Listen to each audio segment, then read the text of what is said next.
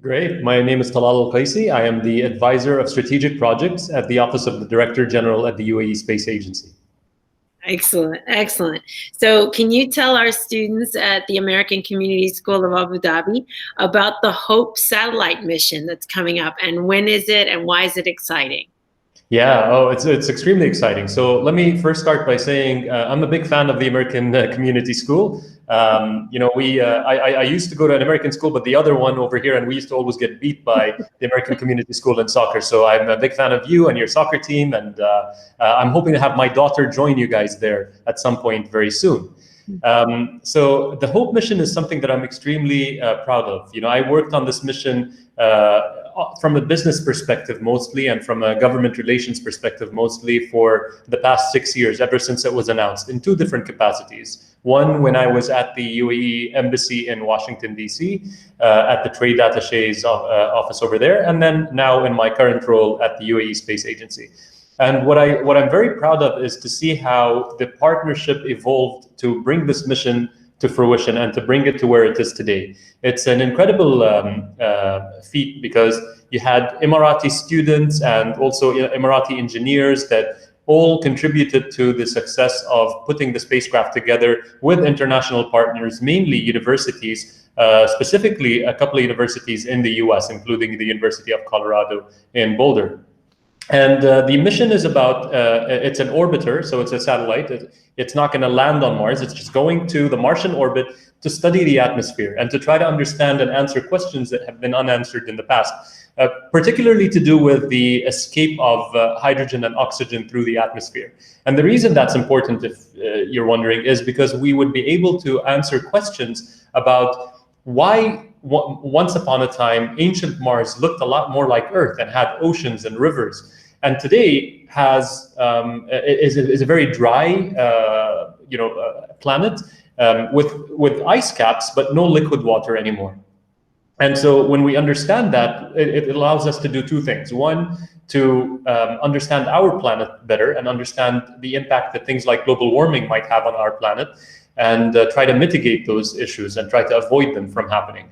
And then the other thing is, if we ever want to settle other areas in the solar system, then Mars is in a good position to be one of the first destinations for human beings to be able to settle, because of the fact that you can have liquid water that could persist over there. So it's very similar to Earth. It's in one of those, what they call the Goldilocks zone. So it's far enough from the sun to where the water won't freeze or doesn't have to evaporate. It could exist in liquid form, and that, as we know it, is one of the most necessary aspects for ensuring that there's life on a planet, or ensuring life can sustain on a planet. That's fantastic. So how long will it take to get the satellite to the Mars atmosphere and orbit?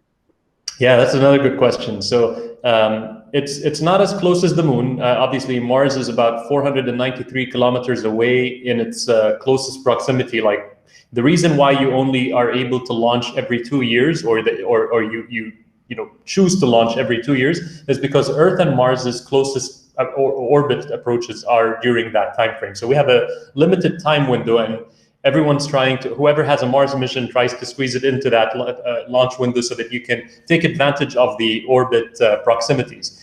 And still, with that, it will take about 6 to 9 months is typically the journey. In our case, it's going to be about 7 months to arrive at the Martian orbit. So hopefully sometime around February of 2021. And the significance there is that in 2021, that's when we would be celebrating our 50th year anniversary as a country. That's fantastic. So you believe, and so the question is, in 2021, you're going to celebrate the landing or the orbit, it'll reach its orbit. But is there another milestone that you're hoping for in 100 years that we might, visit Mars and live there?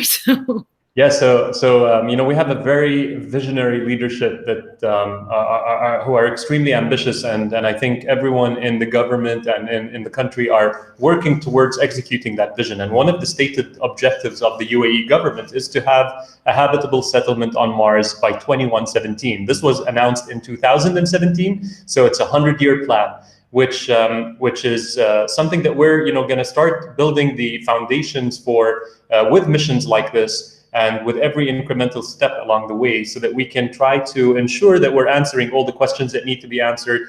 Even our human spaceflight program, if you saw with astronaut Hazza al-Mansouri last September going to the space station, that wasn't a tourist mission by any means. That was really a solid initiation for a sustainable human spaceflight program. And we learned so much from these experiences. He had about 16 experiments that he took with him to the space station. And for us, it's all in that direction of trying to have a habitable settlement on Mars by 2117. And we're not going to do it alone. So we're going to be working with the international community, with industry, as well as other governments, to try to bring that vision to fruition. So I have one last question, and it's always a good one for the students, is for our future astronauts, what do you suggest, what kind of advice do you have for them if they want to aspire to go to space or be like the first astronaut that was here in the UAE? What advice do you have for our young students?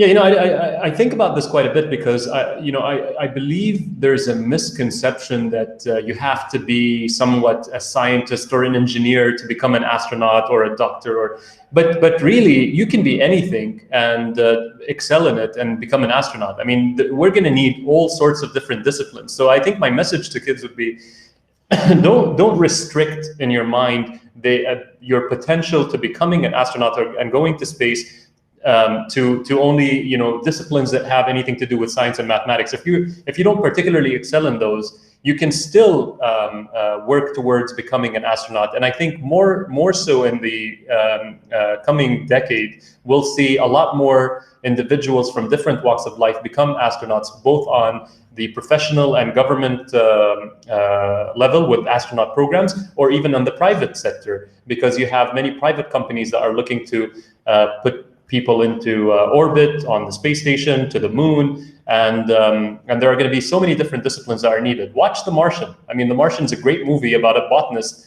who became an astronaut and was able to survive because of his botany skills. And I think we're going to need a lot of different disciplines to have a sustainable community flourish in space eventually. So study whatever it is that you like, do it well, and then go through an astronaut training program at some point down the line so that you can make it happen.